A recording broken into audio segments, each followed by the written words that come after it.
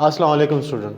आज का जो हमारा टॉपिक है वो ग्लाइकोलिसिस एंड इट्स रेगुलेशन के बारे में है। हम ग्लाइकोलिसिस के बारे में जानेंगे कि ग्लाइकोलिसिस क्या होती है, इसकी डिटेल स्टेप्स क्या होते हैं, कौन सा एंजाइम इसमें पार्ट लेते हैं और कितनी इसमें एटीपी की प्रोडक्शन होती है।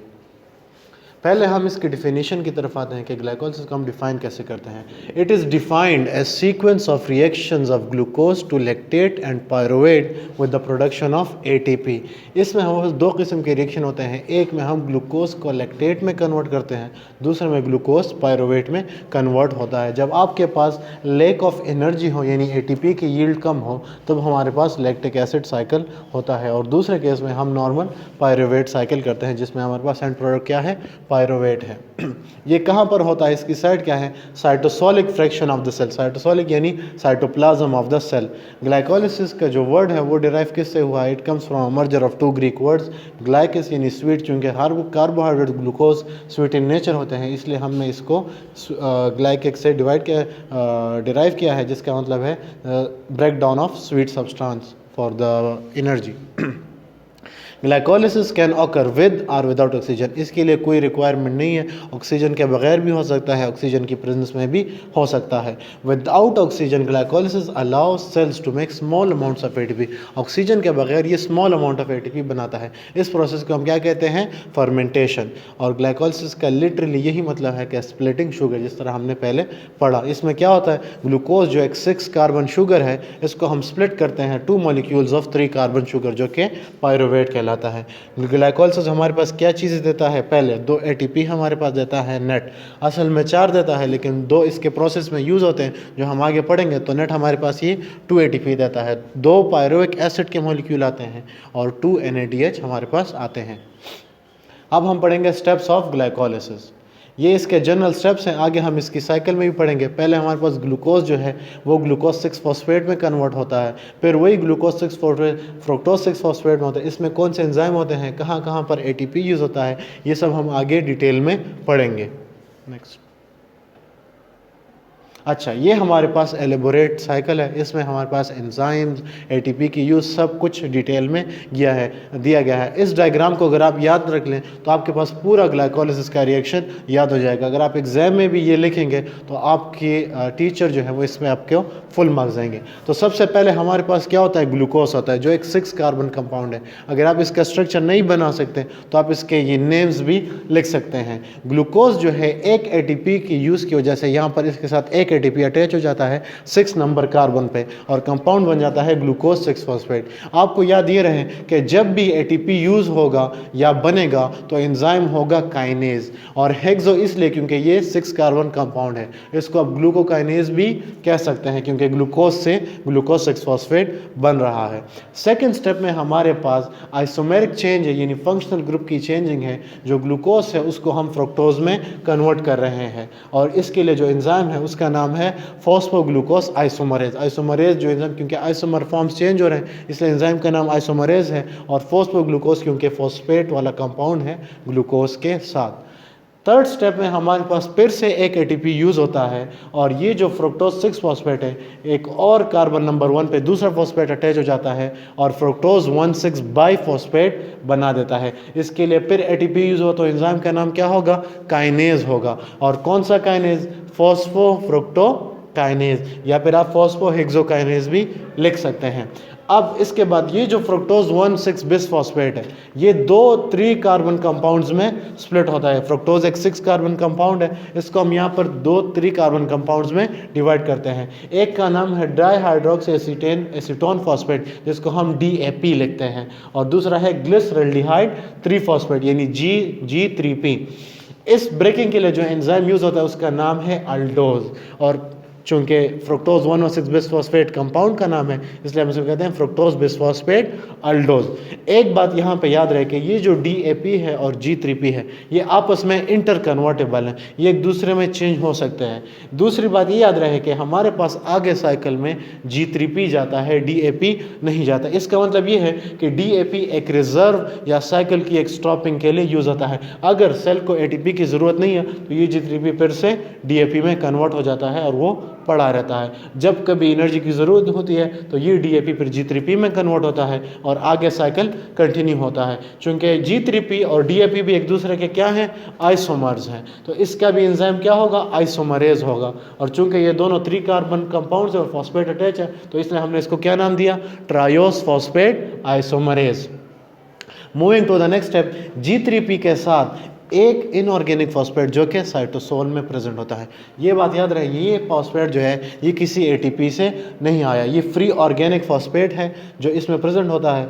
वो यूज़ होता है, ये G3P के साथ यूज़ होता है और 1,3 बिस फॉस्फेट बनाता है। इसके साथ साथ जो NAD है इससे हाइड्रोजन रिमूव होता है, डीहाइड्रोजनेस कैटेगरी का एंजाइम होगा और NAD से क्या बनाएगा, NADH। एंजाइम का नाम फिर से सेम वही तरीके से, क्योंकि हाइड्रोजन रिमूव हो रहा है तो हाइड्रोजनेज होगा और कंपाउंड का नाम ग्लिसरॉल्डिहाइड 3 फॉस्फेट है, तो इसलिए हमने इसको कहा G3P डिहाइड्रोजनेज। अब चूंकि ये 2 कंपाउंड है तो ये साइकिल आगे 2 दफ़ा होगी। हमने 1 दफ़ा प्रेजेंट किया, लेकिन आप इनमें से हर चीज़ को 2 दफ़ा काउंट करेंगे। जैसे यहाँ पर एक ATP बन रहा है तो पूरे एक ग्लूकोज के लिए आप इसको 2 दफ़ा लिखेंगे कि ये 2 दफ़ा यहाँ पे बन रहा है, एक दफ़ा G3P के लिए, दूसरी दफ़ा DAP के लिए। अब 1,3 बिस फॉस्फोग्लिसरेट बन गया। ये 1,3 बिस फॉस्फोग्लिसरेट अब एक फॉस्फेट वो करेगा, रिमूव करेगा और क्या बनाएगा, ATP बनाएगा। ADP के साथ एक इनऑर्गेनिक फॉस्फेट यहाँ से रिमूव होगा, इसके साथ ATP बनाएगा। चूँकि ATP रिमूव हो रहा है तो फिर से काइनेज एंजाइम है और कंपाउंड का नाम क्या है, फॉस्फोग्लिसरेट, तो उसकी वजह से इसका नाम होगा फॉस्फोग्लिसरेट काइनेज।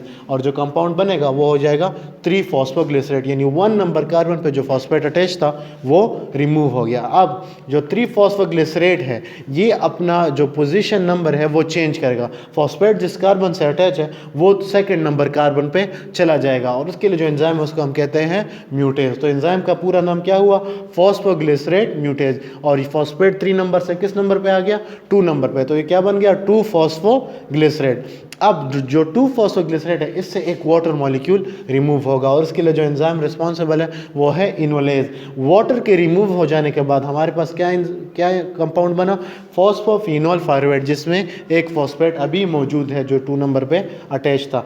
ये जो एक फॉस्फेट है यहाँ पर फिर से ADP के साथ अटैच होगा और ATP बनाएगा। एंजाइम का नाम फिर से काइनेज होगा और पायरुवेट, क्योंकि पायरुवेट बना रहा है तो फॉस्फोइनोल पायरुवेट से एक फॉस्फेट रिमूव होगा, ATP बनाएगा और यहाँ पर पायरुवेट मॉलिक्यूल आपके पास बन जाएगा। अब इंपॉर्टेंट चीज़ जो नोट करने की है कि इसमें पे ऑफ फेस क्या है, कि सबसे पहले हमारे पास कौन सा कंपाउंड इसने पे ऑफ किया। अक्सर क्वेश्चन पूछा जाता है कि व्हाट इज़ द फर्स्ट पे ऑफ फेज इन ग्लाइकोलिसिस, तो आपको याद रहे आपने इसमें ATP को नहीं देखना कि हमारे पास ATP पे ऑफ फेज में आता है। कोई भी कंपाउंड जो आपका यूज़फुल है उसको हम पे ऑफ फेज कहते हैं। जैसे हमारे पास यहाँ पे क्या बना, NADH बना, जिसको हम ATP के इक्विवेलेंट मानते हैं, जो 2.5 ATP के एक NADH बराबर होता है, एनर्जी देता है। तो हमारे पास पहला फेज क्या है ग्लाइकोलिसिस का, जब G3P से 1,3 बिस फॉस्फोग्लिसरेट बन रहा था। ये हमारे पास फर्स्ट फेज है। This is the whole about glycolysis. Okay, अब हम आपको बताते हैं कि भाई ग्लाइकोलिसिस को कौन से फैक्टर जो हैं वो रेगुलेट करते हैं।